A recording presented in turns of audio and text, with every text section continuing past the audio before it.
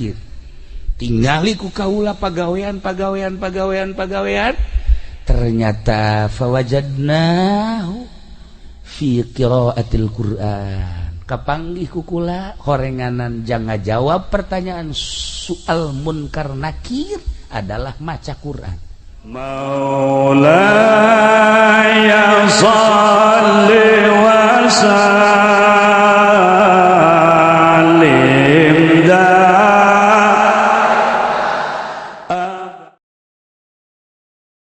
jadnaha bi khamsin kaulan neangan 5 perkara ternyata kapanggih di 5 perkara wabna tarkadzunub kaula neangan supaya ninggalkeun dosa supaya teu hayang ngalaksanakeun dosa teh kumaha carana ternyata fawajadna kaula duha kula manggihan di salat duha ternyata lamun urang sering salat duha sekali 2 kali 3 kali poe sapoe 2 poe terus bae setelah 40 poe bakal ngarasakeun nikmatna ibadah embung nu ngaran teu salat sanggeus salat embung teu berjamaah eta balukar tina salat duha bakal diberengeunahkeun geura ge eta geus kapanggih ku wali Allah nu ngaran Syakikil Balki ngeunaheun sacara ternyata tina hasil duha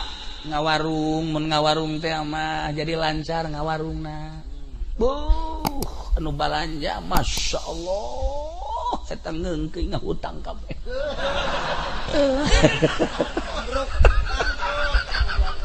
henteu sia watu inget ka bangkrut bae sih henteu lamun tani masyaallah subur tanina ieu berkat salat duha eta nu kos karana mah geus biasa tapi nu istimewana bakal dibere tarkadzunub embung urang ngalaksanakeun dosa bakal hayang ibadah sebab dibere ngeunaheun duha nomor 1 nomor kedua talabna dia al kubur kaula neangan supaya caang kuburan teh berbagai cara neangan fawajadna ternyata aku kula kafangi fi sholatil lail salat tengah peuting tahajud begitu salat tahajud Allah kula loba-loba jang urang raca bangun 2 rakaat bae 4 besi gering 2 bae 2 daripada engke gering dibawa ka mantri kunaon saya mabok tahajud 2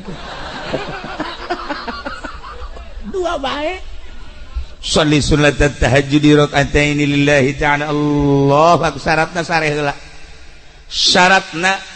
heula sanajan sakrajep lamun hayang salat penting tapi can sare cenah kiai witir 11 rakaat witir geus cenah kiai ibadah mah biasa salat hajat ge geus cenah kiai salat tasbih ngomong doang geus ya keur dongeng doang keur dongeng geus di mana nyaho ngaran teh nyaho rupa soal salat tasbih nah mun can sare salat mun geus sare tahajud sabaraha rakaat ge tahajud mah sadaekna urang minimal 2 rakaat nah engke ketika diasupkeun ke jero kubur masyaallah cak batur ieu kubur teh poek ternyata caang nanya Ki Basurudin nanya ke malaikat kok ieu cang amat oh ieu tahajud masyaallah begitu aja pede paeh kan poek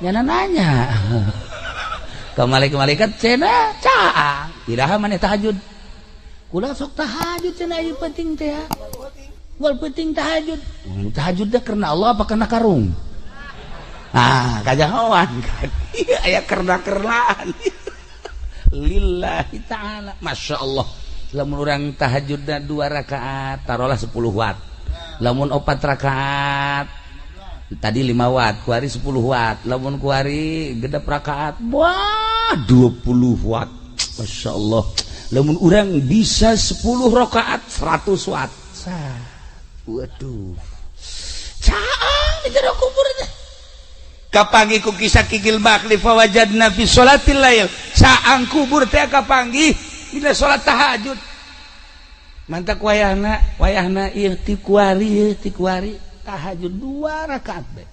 Kukula barang geus dicerita-ceritakeun kieu ya alhamdulillah ngaji pendi tahajud.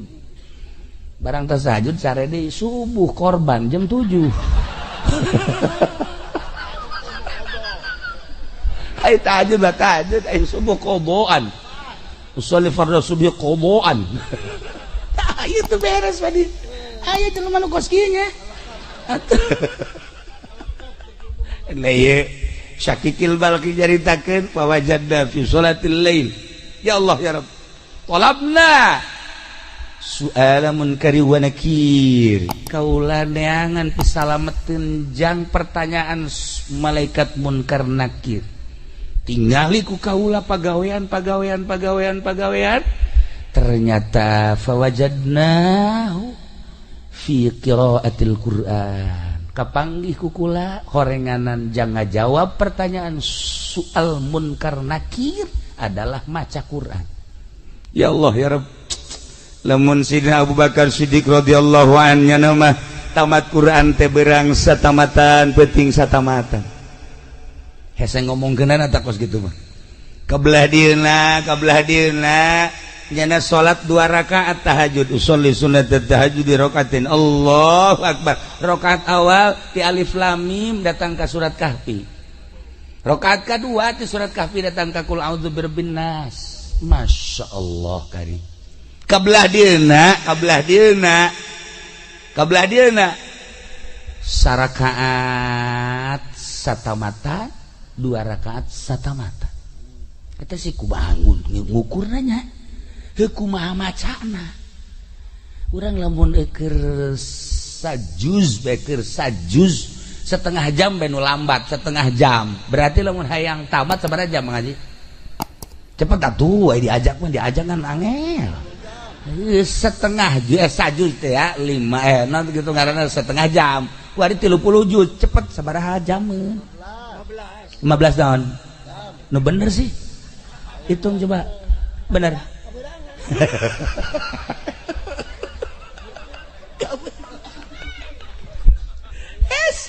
kok ieu bisa rakaat saquran 2 rakaat saquran deui alamna nu beda horeganan alam teh karasa ku urang mah alam kieu alam syariat di alam luar syariat mah eueuh ieu eueuh beurang eueuh peuting eueuh jam ngancelok ka alam eta seperti kos gitu aya kene kuari ge nu seperti gitu teh aya kene oh kiamat lamun nu kos gitu anu kos kubaca na kiai eta anu lamun hayang ka Mekah Mekahna dideketkeun teu ngalengka salengka mantak jangan gilir ge teh kudu naik mobil atuh jangan nu gilir nu ngora dideketkeun ngalengka ka dinya nah nyaho-nyaho mandi bae geus dinu kolot blon teh jelema nu kos kitu nya.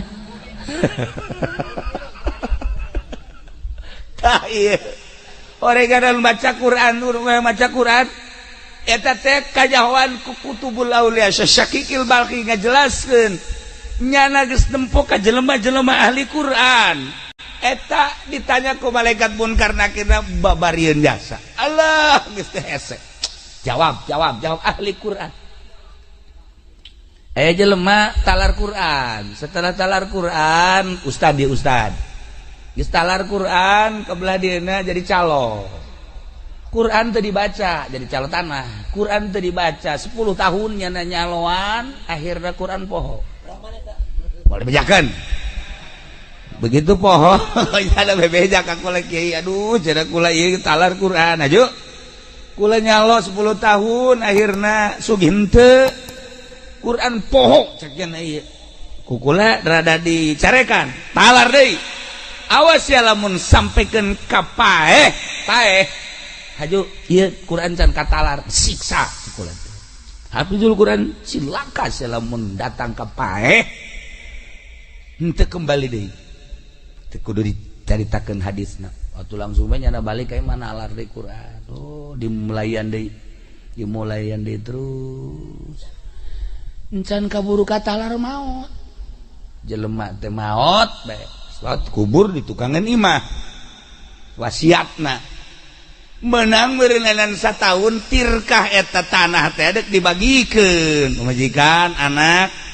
Nah laporan ka kula ieu daek nu meulina asal kuburanna pindahkeun kumaha ge pindahkeun geus kuburan maka ditu ka wakaf digali masya Allah eta awakna dampal eueuh dagingan engke bitis datang ka tuur aya tuur eueuh dagingan ka dieu enclok-enclokan belah dia dagingan belah beteng aya saeutik belah tukang ka dia dagingan tah eta hafizul Quran nu poho disiksa tah ulah nyaritakeun jelema nu beleger loba jasa ketika digali kuburanna beleger padahal jelema bodoh ikhlas waktu ibadahna geus lain saeutik ka makos kitu mah loba aya jelema kiai beledegan kiaina wah hebat jasa begitu maot bau mayitna ge.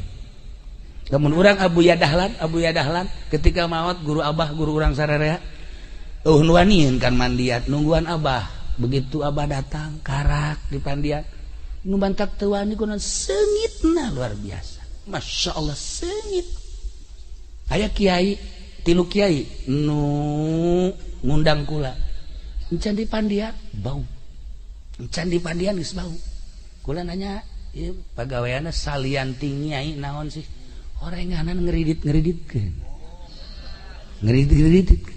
atau pan ieu mah nya ngeriditkeun nya ngeridit atuh geus ka apa ieu mah geus pokona teu bisa kuku bae teh mah jero teu tanggung jawab geus pokona seperti eta ya Allah ya Rabb lamun guru kula di Garut geus hese jaritakeunana seungit we jadi kubur memeh nage kula nyana hayang di pandian memeh maot hayang di wuduan kula di isangan di pandian di wuduan terus dibaringkeun bebeja ka kula lamun aya nu salam ulah dijawabnya bener aya nu assalamualaikum kadenge kula di luhur kasur nyana nu ngajawab salam bisa nyaho kitu untuk lila maot lah ngeunaheun ningali seungit sababaraha kiai seungit tapi asa babaraha kiai bau tah nu ngahalal-halalkeun bangsa duit bank riba terserah endek mangga bae endek heheg bae cuman seperti eta tah urang garan bakal maot bakal pae siai bae geus kos kitu komo si ieu geus teu kudu caritakeun jakuarina ge geus kaambe can maot geus kaambe atuh kumaha nuntang kukula diajak ka mamana ge pamajikan tilok nanyakeun tilok naon tilok sugan telepon pamajikanna kiai aya salaki nya tilok anyana tilok deui geus dianggap paeh ti heula orang ada lain paeh jelemana paeh etana lah pokoknya mah gitu dicak pamajikan geus manfaat aja tah nomor kahiji nomor kadua mantak maca Quran kade ibu si kade aduh cenah geus kaburu teu bisa ja baheula mah teu belajar naon nu bisa kuari bisana cenah kulhu Quran kene geus baca kulhu saloba-lobana ulah kurang ti 200.000 jadi atakah eta kulhu jelema anu maca kulhu sampikeun ka 200.000 haram awakna ka neraka deuk kumaha coba cak Kangjeng Nabi eta maca ti kuari kulhu huwallahu ahad Allahus samad lam yalid wa lam yulad wa lam yakul lahu kufuwan ahad den make batu hiji qul huwallahu 200.000 200 batu bisa pakai ngabangun imah eta tah hiji nomor kahiji geus nomor kadua nomor katilu hiji tadi ka naon kitu ngaranna nomor kahiji neangan naon tadi nomor kahiji salat duha neangan tarka dzunub nomor kadua dia al kubur nomor katilu soal munkar nakir maca Quran nomor kaopat talabna ubur sirat kaulan neangan supaya lancar di jembatan Siratal Mustaqim neangan pagawean kaditu ternyata fawajadna fissaum wassadaqah kapanggih di puasa jeung sedekah ya Allah ya Rabbi jelema anu sok puasa di luar Ramadan Senin Kemis komo terus-terusan puasa tapi lillahi taala ulah hayang nanaon aya nu sok puasa 40 poe puasa mana golok pantas puasa saya juga golok tak itu lain puasa do kos gitu puasa karena Allah aya santri 7 poe 7 peuting puasa bae bukan lagi cabai rawit pohara jasa siek puasa naon sih hebat amat pasang-masang sarwiti aing goblok cek sarwiti ditanya nyiduhan ka aing ayo poterkeun ku aing sia tasbih ya Allah atuh lain puasa kos kitu lain ya sarwiti mah teu kudu puasaan ku ari mah bawakeun mobil beat motor dah sia kosok jasa bisa maca beat segala naon beat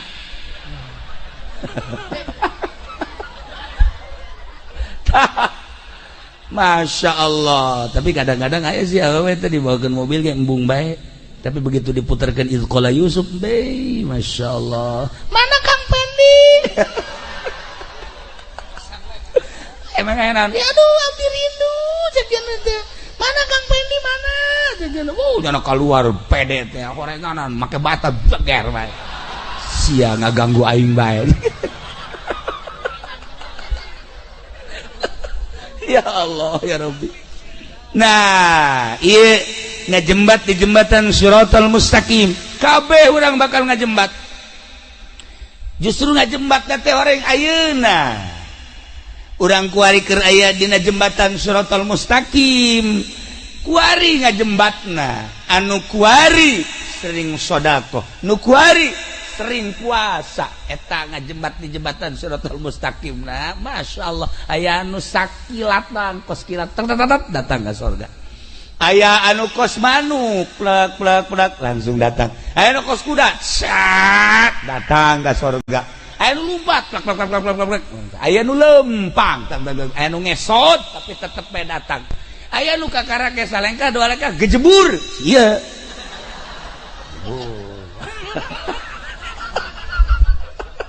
Jalan ke kejebur, bagus dari awal. Aduh, keadaan ada kumaha tuh. Sodako. Masya Allah, can nyorang kulang ngadenge di pondok anu ngaluarkeun zakat. Di saya, ya penny jajan orang. Malah mah zakat batur dicokotan. Jelema ngahadiahkeun kipas di masjid. Masya Allah, mawat tiis di jero kubur kan ditanya begitu ditanya maca Quran osok iya tiis daun tiis teh maneh baheula ngajariakeun kipas di masjid. Masya Allah hanjakal teu AC ceknya teh aduh ya kieu mah aya kipas-kipas anu kuari dinikmati di masjid tah kuari maneh nu tiisna. Masya Allah alhamdulillah tiis kan sedekah ieu dak jelema ya Allah ya Rabb Mang Haji kula ieu can dahar ti kamari. Ya tah bere tah. Aduh dulur kula ge ieu teh sararusa tah dibere. Tuh batur anu keur sempit hatena kemudian dibere jembar hatena. Ngenyebrang di jembatan Shiratal Mustaqim na babari. Datang Haji Pendi. Haji kula ti kamari can dahar. Saha-saha. Ye, tu lain dahar sia. Teu kuat coba. Lain dibere di aya deui ka dieu aing dinasehatan ku aing ye aing jelema hirup mah ya sing hadis ya datang ka sia teu dahar berarti kan kudu usaha jelema kan keur lapar dibere nasehat lapar mah bere sangu lain nasehat nyana geus kieu bae tukang nyekelan batu mana ya ku aing aya sia ku aing sia diwewelkeun sia ku aing Masya Allah ai jelema butuh dahar bere dahar nasehatna jelema butuh ilmu bere ilmu nasehatna jelema hayang kawin bere awewe nasehatna. Nah ieu aya jahe kemudian hayang kawin bere lalaki eta ngaranna nasehat siap. Siap atuh sanu hayangkeun awewe ke model nyana pamajikan ge geus ngusir. Tah ieu nasehat teh lain ceramah nu asli lama kumaha kebutuhan.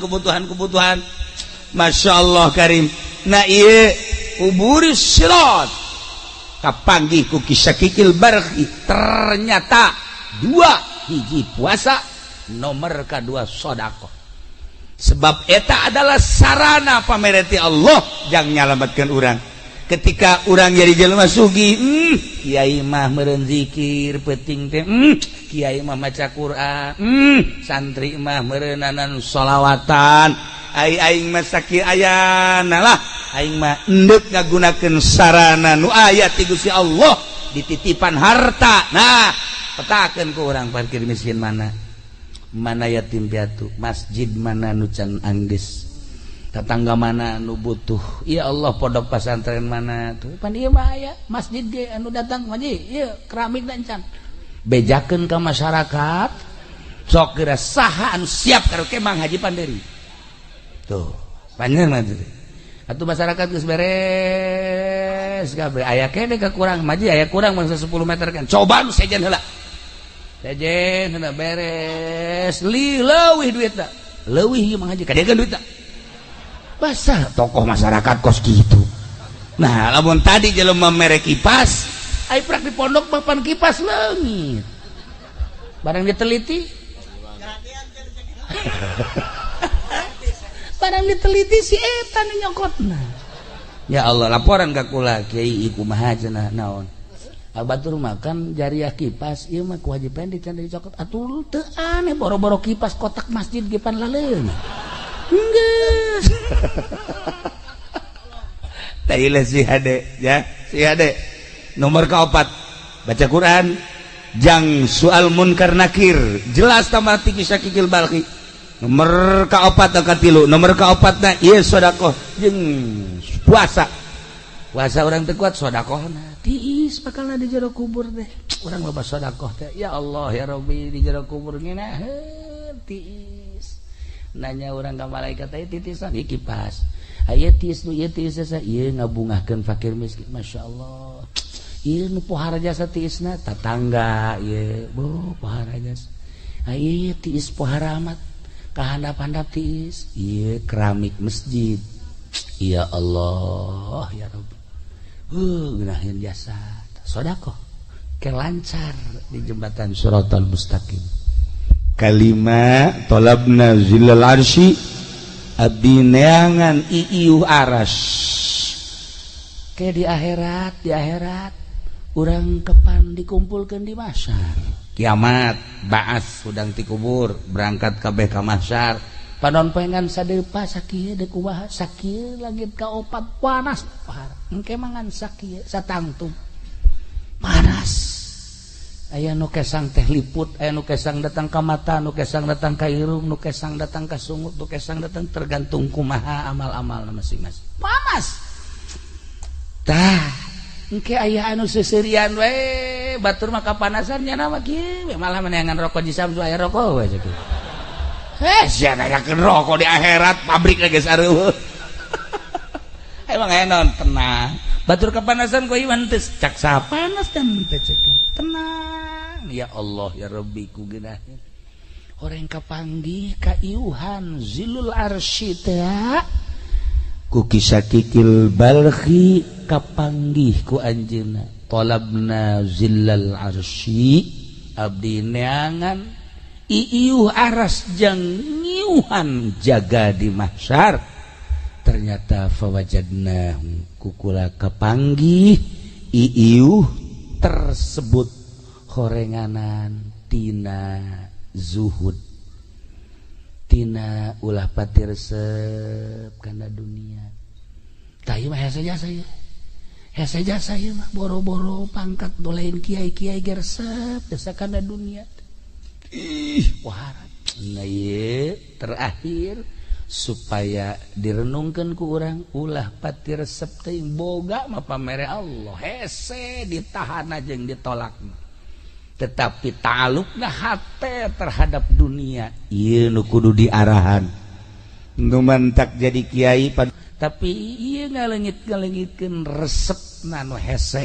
ge masyaallah mantak kula geus sababaraha kali ngomong ge kula geus teu dibere teu resep ye ngaji kieu teh dibere teh lillahi taala nu sababaraha urang